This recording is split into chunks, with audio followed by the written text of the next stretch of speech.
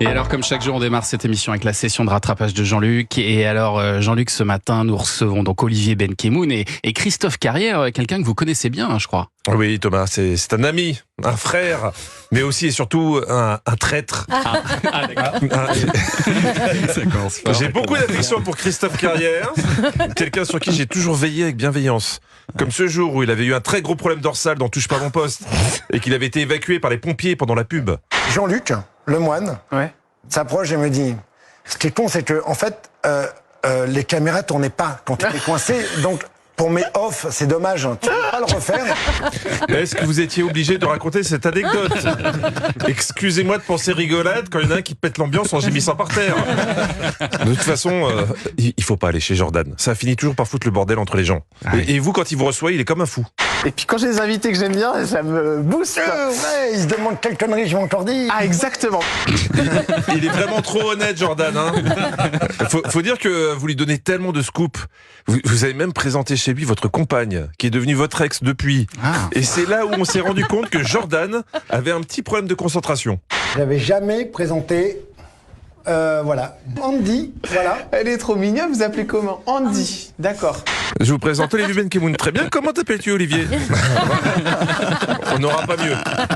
Bon, et alors, Jean-Luc, pour votre session de rattrapage, vous avez regardé Marié au premier regard. Ouais, je peux pas m'en empêcher, je suis accro. Parce que j'aime la science. C'est bon, fin de la chronique. Mais si, la science, c'est beaucoup plus fiable que l'amour. Tout le monde le sait. En tout cas, c'est ce que nous dit la voix off. Certaines rencontres ont un goût d'éternité. En un regard, Marie et Jérémy ont ressenti la même évidence, celle que la science venait pour toujours de changer leur vie. 82% de compatibilité, c'est énorme. Ah mais normalement à ce taux-là, rien qu'en regardant la personne, tu la fécondes à distance. Donc évidemment à 82%, ils se sont dit oui à la cérémonie. Et là ils embarquaient pour leur voyage de noces au Maroc. Mais la compagnie ayant proposé de le surclasser, Jérémy, sans penser à mal, a accepté, laissant sa femme voyager seule en classe économique. Non.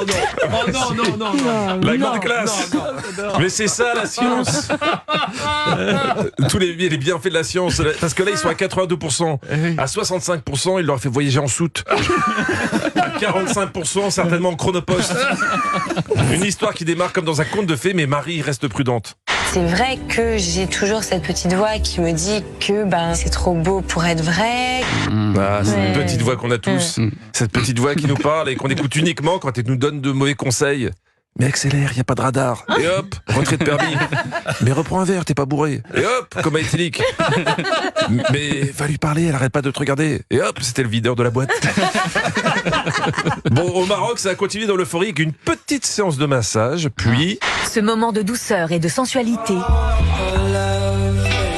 a encore plus rapproché les jeunes mariés qui n'ont qu'une envie, être seuls au monde. En toute intimité et loin des caméras. En langage de voix, ça veut dire qu'il va y avoir zizi pampan. On l'avait. Et que l'équipe technique... Non mais il y a peut-être des gens qui n'ont pas suivi, qui ne captent pas les finesses comme ça des bofs. L'équipe technique peut pas filmer ça, même s'ils auraient bien aimé. Je peux vous dire que ça sentait le caoutchouc brûlé dans tout le Maroc. Non. Ils ont dû appeler les pompiers. Même le lit prenait feu. Donc évidemment après, Marie a dit à Jérémy ce qu'elle avait sur le cœur. J'ai eu un coup de foudre pour toi, oui. Un coup de foudre? Je trouve ça trop extrême. Ça m'a fait peur qu'elle me dise ça. C'est vraiment une émission de malades mentaux. Hein. Le mec se marie avec une inconnue, couche avec elle, et quand elle lui dit qu'elle a des sentiments, il lui dit doucement, va pas trop vite là. Franchement. Attends qu'on ait fait un enfant.